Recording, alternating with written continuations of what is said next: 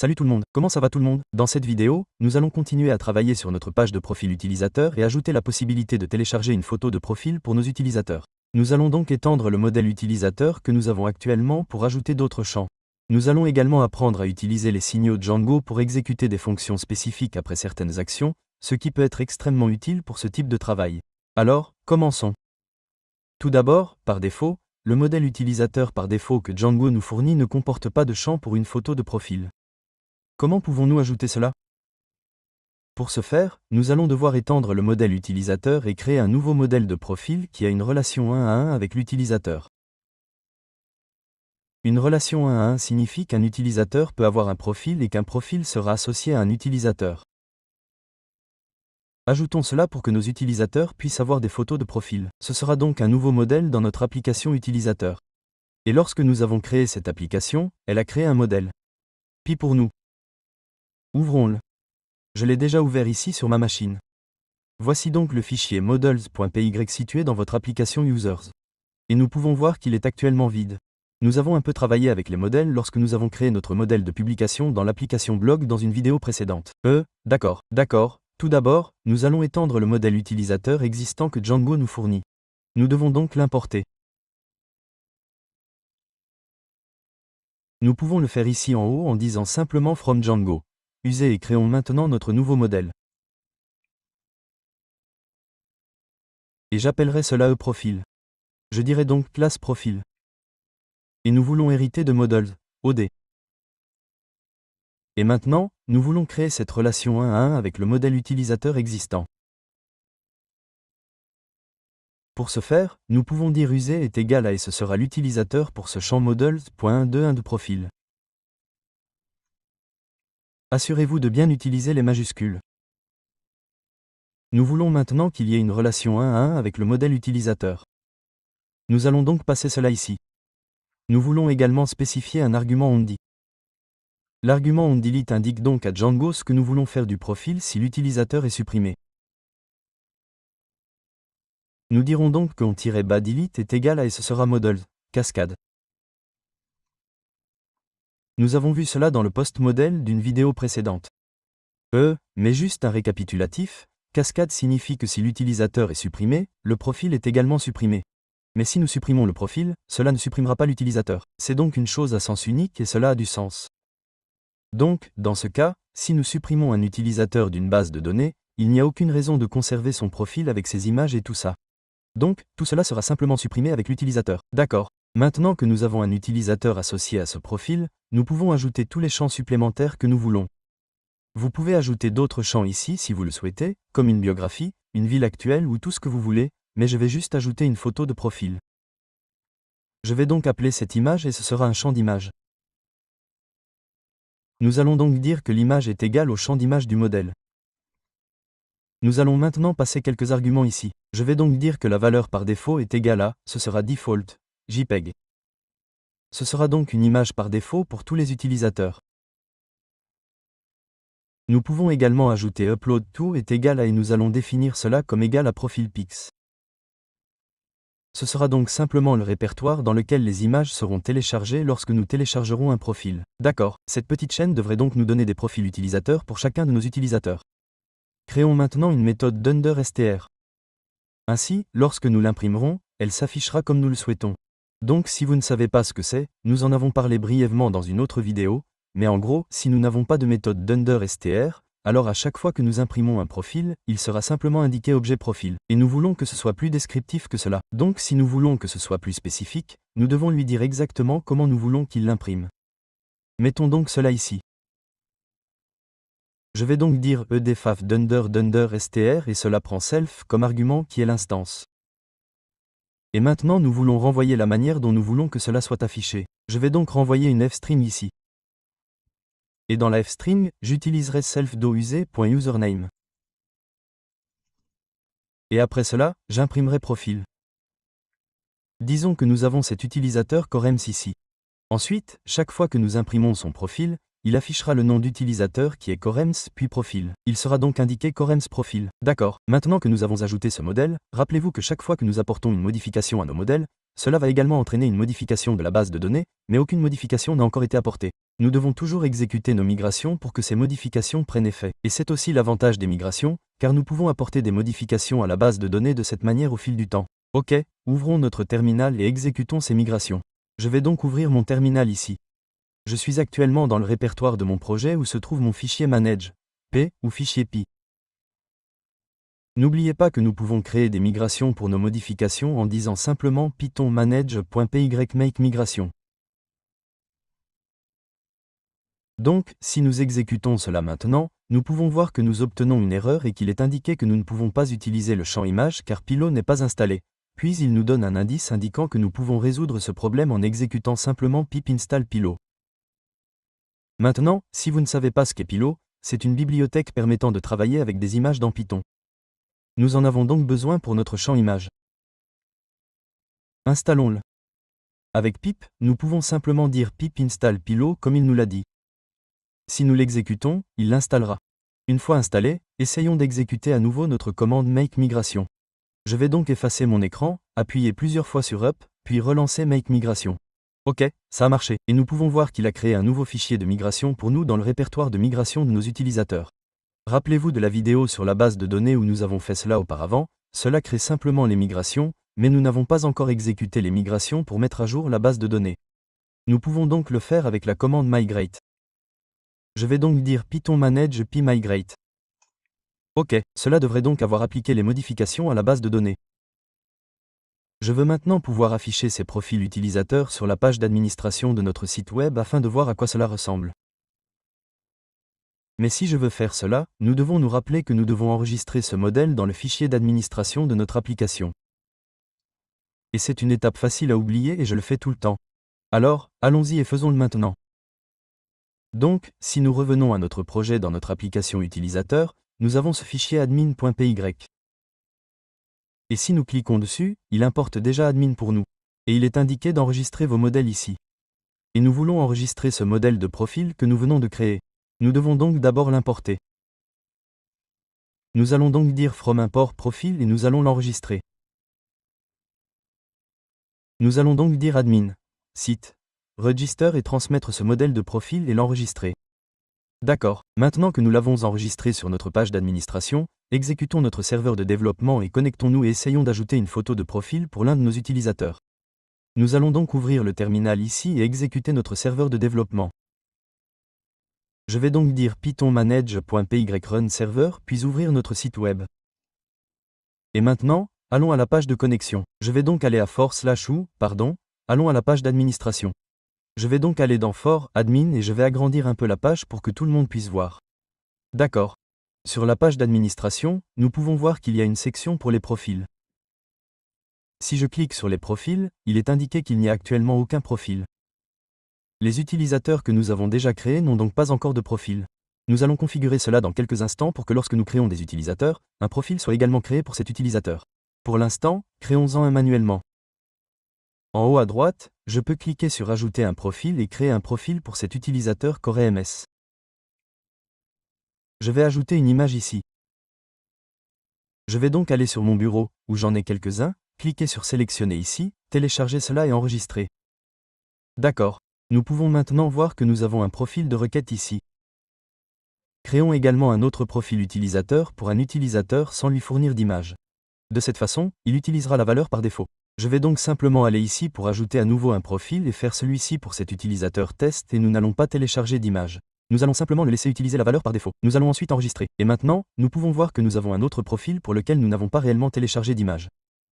Laissez-moi maintenant vous montrer comment nous pouvons accéder à ces profils et images sur notre site. Pour vous montrer cela, je vais arrêter notre serveur de développement pendant une seconde et exécuter le shell Django afin que nous puissions consulter un profil utilisateur de manière interactive. Laissez-moi donc ouvrir le shell Django ici. Je vais donc arrêter le serveur de développement et l'exécuter en disant python manage. Py puis shell. D'accord, donc, je vais d'abord importer le modèle utilisateur Django intégré. Et nous l'avons déjà vu. Donc, c'est dans Django. Contrib. User. Et maintenant, laissez-moi récupérer l'utilisateur pour le nom d'utilisateur de CoreMS. Donc, je peux dire que user est égal à user. Object, filter. Nous pouvons ensuite filtrer cela par un nom d'utilisateur égal à CoreMS. Et vous pouvez le modifier pour n'importe quel utilisateur que vous utilisez. Je vais ensuite récupérer le premier résultat à partir de là. Nous pouvons donc voir que nous avons cet utilisateur. D'accord. Maintenant que nous avons créé un profil pour cet utilisateur, il a une relation 1 à 1 avec le profil. Nous pouvons donc accéder au profil associé à cet utilisateur directement depuis l'utilisateur. Nous pouvons donc simplement dire user profil et nous pouvons voir qu'il est indiqué qu'il s'agit de cet objet de profil de CoreMS profil. Et donc si nous voulions accéder à l'image de cet utilisateur, nous pourrions simplement les enchaîner encore plus. Nous pourrions donc dire user.profil.image. Nous pouvons voir que nous avons un fichier de champ d'image et qu'il se trouve dans profil PicP, JPEG. Laissez-moi effacer l'écran ici pour avoir un peu plus d'espace. Je vais accent aigu exécuter cette dernière commande. Nous avons également de nombreux attributs différents auxquels nous pouvons accéder via cette image. Disons que nous voulons voir la largeur de l'image. Nous pouvons faire image, width. On voit que c'est 1500 pixels. Et on pourrait aussi faire la même chose pour la hauteur et la taille de l'image. Sur notre site web, on n'accédera pas directement à l'image, mais on utilisera l'emplacement de l'image. Donc si vous connaissez le HTML, vous devez passer l'emplacement de l'image dans l'attribut source d'une balise image afin de l'afficher dans le navigateur. Donc, pour obtenir l'emplacement de l'image, on peut utiliser l'attribut URL. Je vais donc dire user, profil, image URL. Et cela nous donne l'emplacement de l'image. Vous vous demandez peut-être si je télécharge une autre image avec le nom de fichier PIC, JPEG, est-ce que ça va écraser celle-ci? Et en fait, ça ne va pas. Au lieu de ça, ça va juste rajouter une valeur de hachage au nom du fichier pour s'assurer que les noms en double ne s'écrasent pas les uns les autres. D'accord. Regardons également le profil de l'utilisateur pour lequel nous n'avons pas téléchargé d'image. Donc, le nom d'utilisateur de cet utilisateur était TestUser. Je vais donc appuyer plusieurs fois sur Up jusqu'à ce que je revienne à ma requête. Au lieu de rechercher CoreMS, je vais rechercher TestUser. Si je regarde ça, j'ai bien cet utilisateur. Je vais donc effacer l'écran ici. Regardons maintenant son image de profil. Si je dis user, profil, image, nous pouvons voir qu'il a une image default, JPEG. Nous n'avons pas encore téléchargé d'image par défaut sur notre site à utiliser pour les utilisateurs sans image, mais nous le ferons bientôt. D'accord. Je vais maintenant quitter ce shell et redémarrer notre serveur de développement. Je vais donc quitter ce shell et redémarrer le serveur de développement en exécutant Python manage. Pyrun server. D'accord. Revenons maintenant à notre projet et voyons où cette image a été réellement enregistrée. Si nous regardons dans notre projet Django, nous devrions maintenant voir un répertoire dans notre projet appelé Profil PIC. Je sais que c'est un peu petit dans la barre latérale ici, mais j'ai un profil PIC ici dans mon projet Django. Et il se trouve dans le même répertoire que nos applications. Nous avons donc blog, projet Django, utilisateur et profil PIC. Ce répertoire de photos de profil se trouve donc au même endroit que notre fichier manage.py et c'est le nom que nous avons passé dans le paramètre upload to du champ image dans notre modèle de profil. C'est pourquoi il s'appelle profil PIC.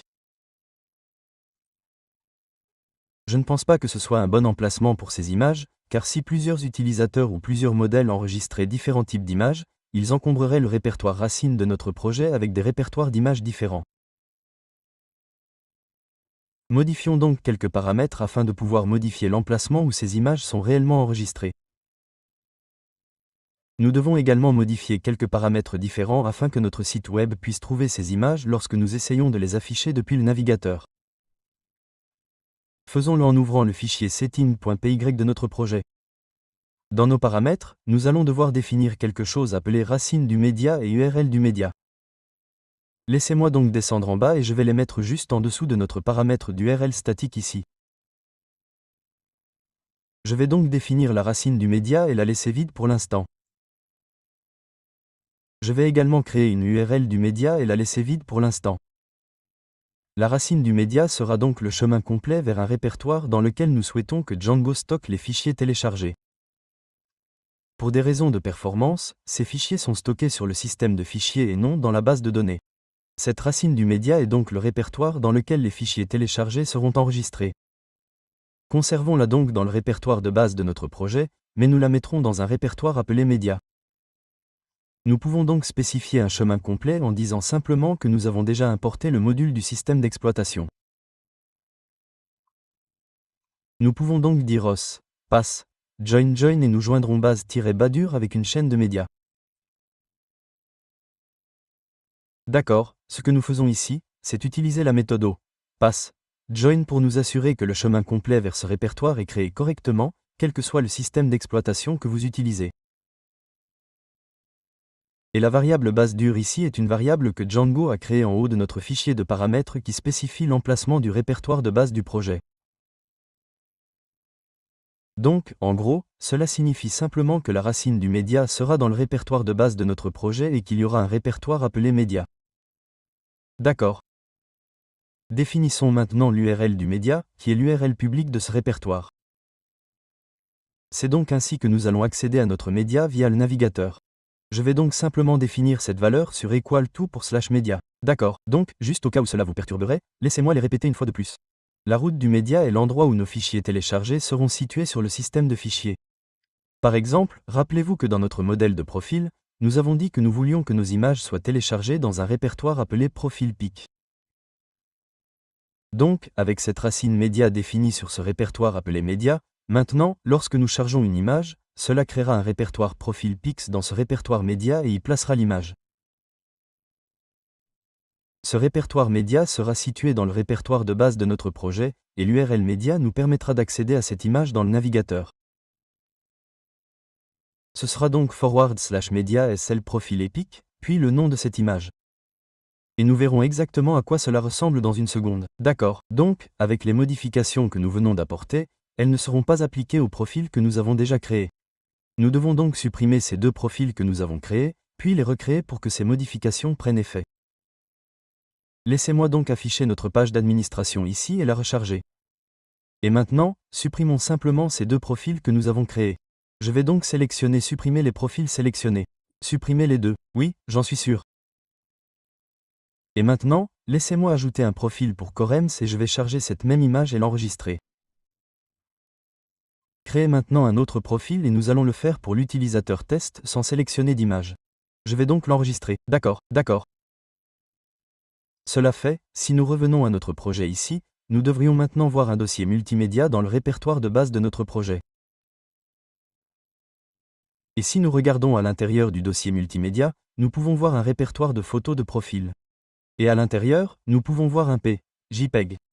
Maintenant, l'ancien répertoire de photos de profil est toujours dans notre répertoire de projet d'avant, et il ne sera plus utilisé. Vous pouvez donc simplement le supprimer. Je vais simplement le supprimer ici dans Sublime Text et supprimer les anciennes photos de profil dans le répertoire de base de notre projet. Donc, juste pour que vous puissiez voir un peu mieux, laissez-moi ouvrir ceci, en fait, dans mon Finder pour que nous puissions voir cela. Donc, c'est le répertoire de base de notre projet. Et nous pouvons voir que nous avons notre application de blog, notre application d'utilisateur et notre projet Django. Mais nous avons également ce répertoire multimédia ici. Dans Média, nous avons des photos de profil. Dans les photos de profil, nous avons la photo de profil que nous avons téléchargée. D'accord. Voyons maintenant comment afficher tout cela dans notre page de profil que nous avons créée dans la dernière vidéo. Si j'ouvre le modèle de cette page, il se trouve dans les modèles d'utilisateurs, puis dans le sous-répertoire des utilisateurs, puis dans Profil, HTML.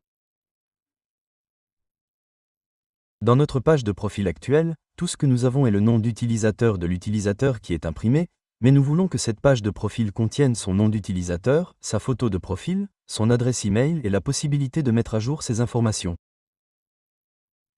Pour commencer, prenons un extrait de certains de mes extraits de code afin que vous n'ayez pas à me voir taper tout cela.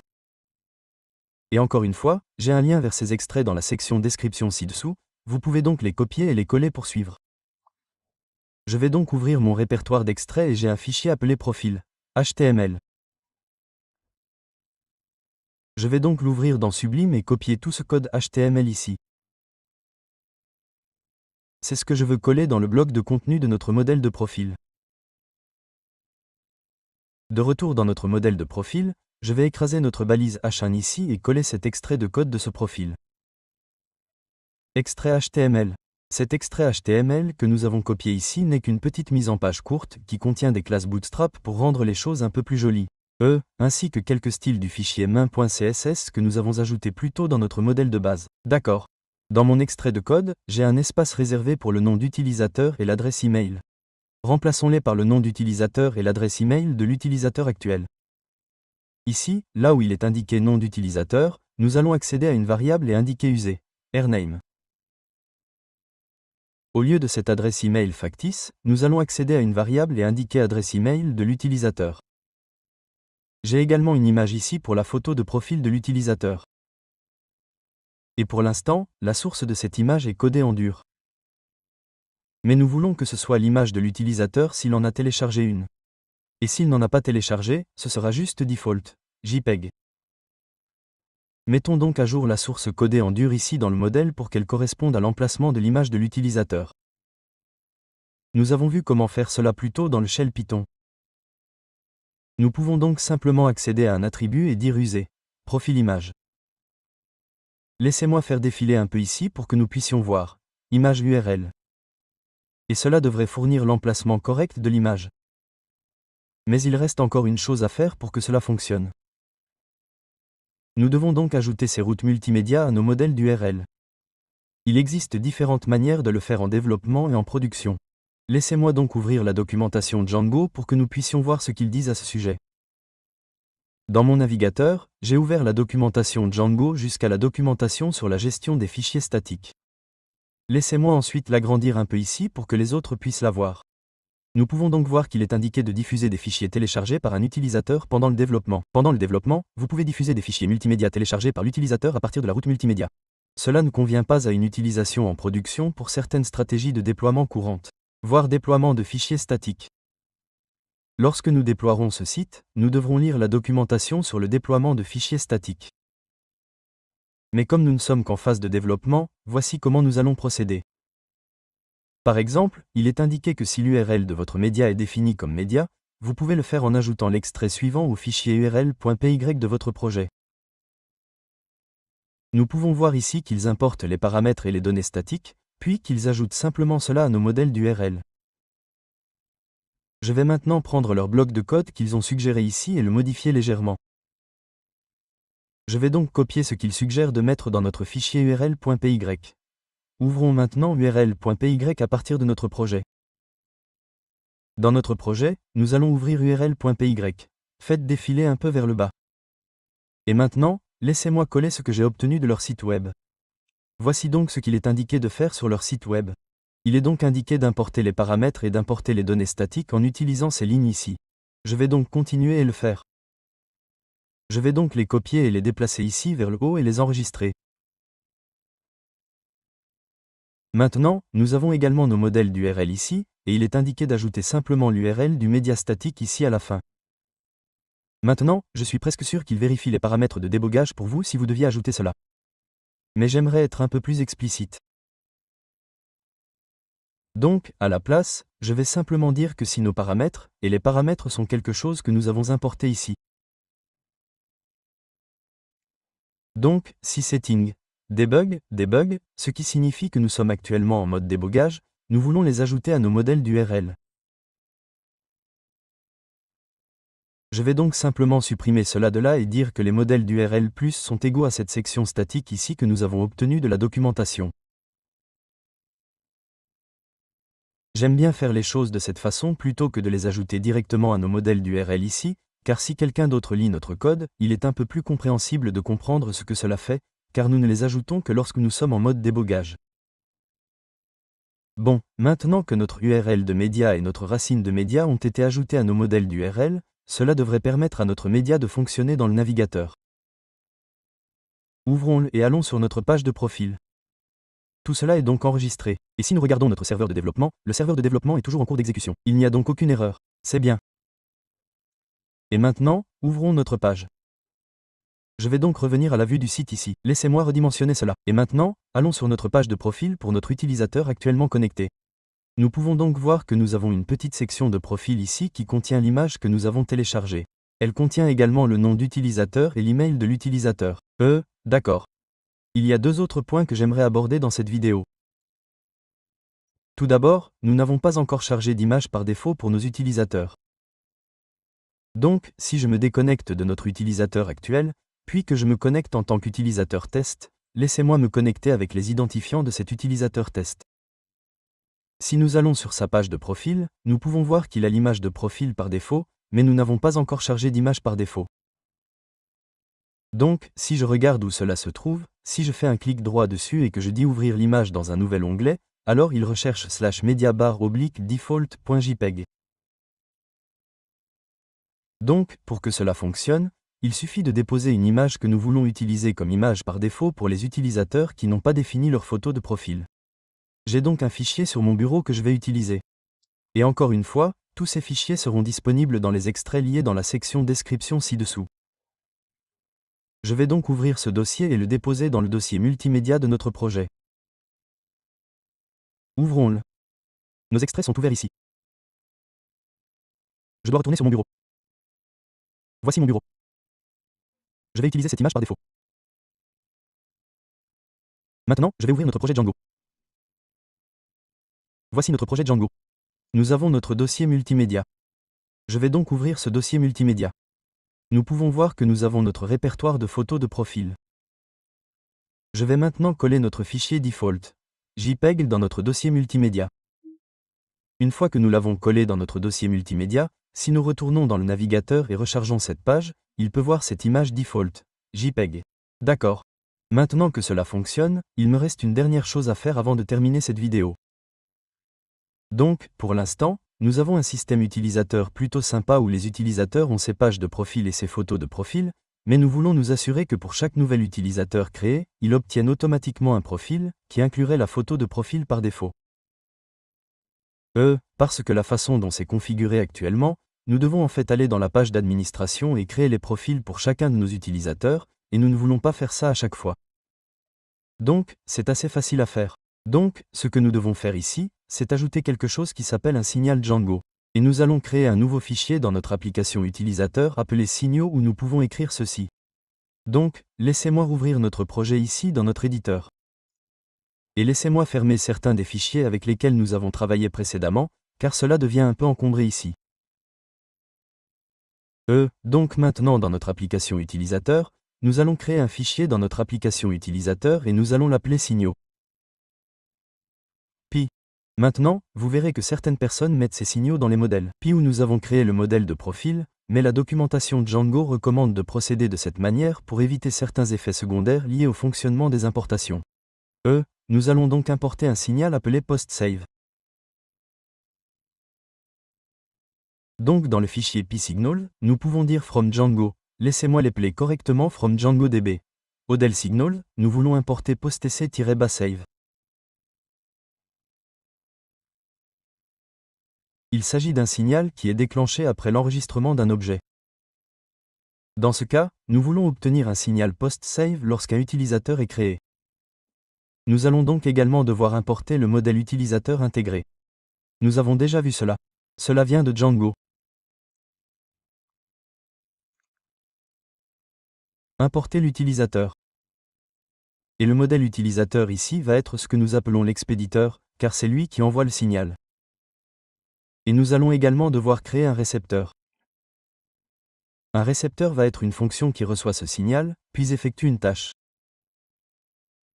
Nous devons donc également importer le récepteur. Je vais donc dire from Django dispatch importer le récepteur et enregistrer cela. Maintenant, dans ces longues importations, il est toujours facile de faire des fautes d'orthographe. Vérifiez donc bien cela et assurez-vous que vous pouvez y aller. D'accord. Et enfin, nous voulons importer le profil de nos modèles, car nous allons créer un profil dans notre fonction. Nous allons donc dire from models import profil et enregistrer cela. D'accord. Maintenant que nous avons importé tous ces éléments, nous pouvons les lier ensemble. La raison pour laquelle nous faisons cela est que nous voulons qu'un profil utilisateur soit créé pour chaque nouvel utilisateur. Écrivons donc une fonction appelée createProfile. Je dirai donc def createProfile. Et cela va prendre quelques paramètres différents ici. Nous aurons donc un expéditeur et nous aurons une instance. Nous aurons created et nous aurons également cette star_requark.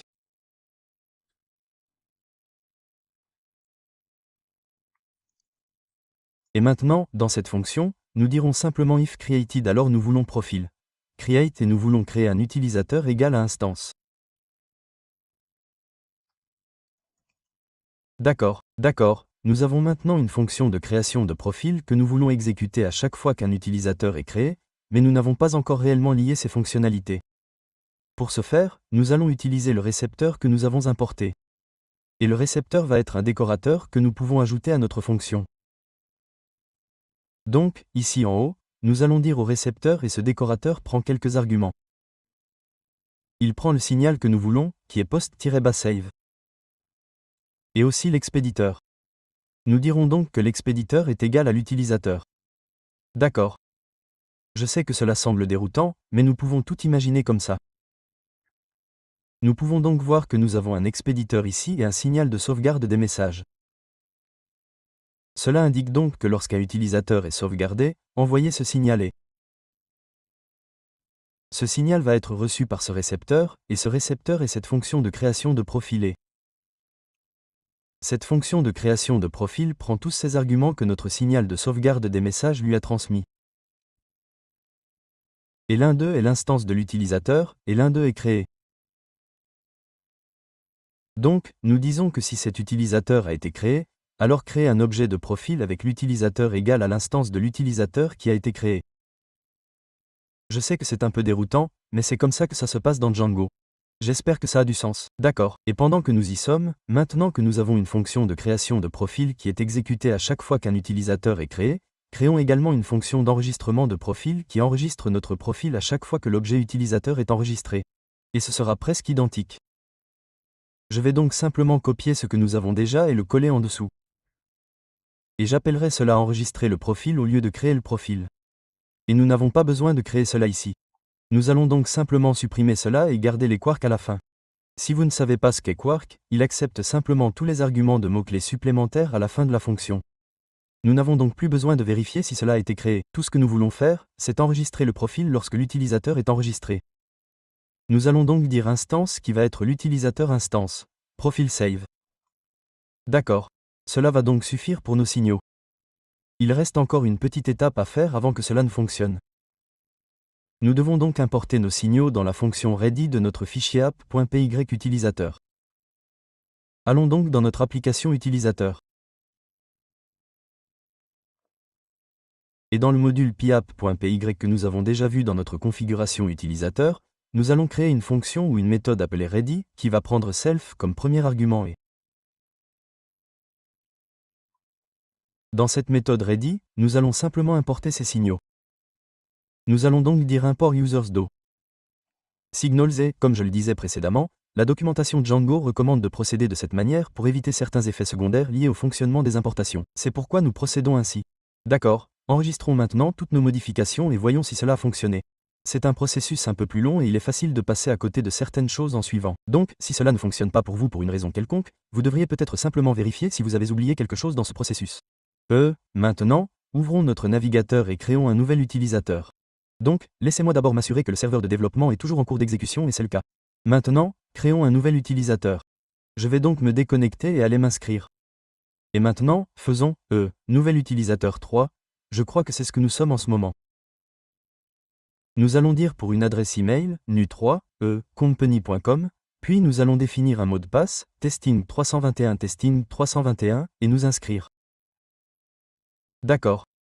Nous avons donc maintenant créé ce compte et il nous indique qu'il est créé et que nous pouvons maintenant nous connecter. Connectons-nous maintenant avec ce compte et voyons si nous avons une page de profil. Donc, je vais dire nouvel utilisateur 3 testing321 et aller sur la page de profil. Très bien. Et nous pouvons voir que cet utilisateur a un profil parce qu'il a une photo de profil. D'accord, c'est donc parfait. Cela signifie que le profil a été créé pour nous à l'aide de nos signaux. C'est bien mieux que de devoir passer par la page d'administration et de le faire manuellement à chaque fois qu'un nouvel utilisateur est créé.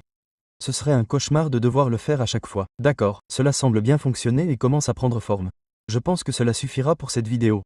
J'espère que vous avez maintenant une assez bonne idée de la manière dont vous pouvez étendre le modèle utilisateur afin d'ajouter plus de champs pour nos utilisateurs.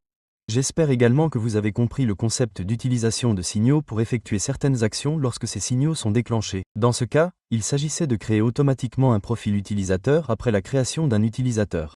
Dans la prochaine vidéo, nous allons terminer notre page de profil et ajouter la possibilité pour les utilisateurs de mettre à jour leurs informations sur le front-end du site web. Ils pourront ainsi modifier leur nom d'utilisateur, leur adresse email et également télécharger une nouvelle photo de profil. Nous allons également apprendre à économiser de l'espace sur notre serveur web en redimensionnant automatiquement les images lorsqu'elles sont téléchargées. Mais si quelqu'un a des questions sur ce que nous avons abordé dans cette vidéo, n'hésitez pas à les poser dans la section commentaires ci-dessous et je ferai de mon mieux pour y répondre. Et si vous appréciez ces tutoriels et que vous souhaitez les soutenir, vous pouvez le faire de plusieurs manières. Le plus simple est d'aimer la vidéo et de lui mettre un pouce bleu. Et puis, c'est très utile de partager ces vidéos avec tous ceux qui, selon vous, pourraient les trouver utiles. Et si vous en avez les moyens, vous pouvez contribuer via Patreon. Il y a un lien vers cette page dans la section description ci-dessous. N'oubliez pas de vous abonner pour les prochaines vidéos. Et merci à tous de les avoir regardées.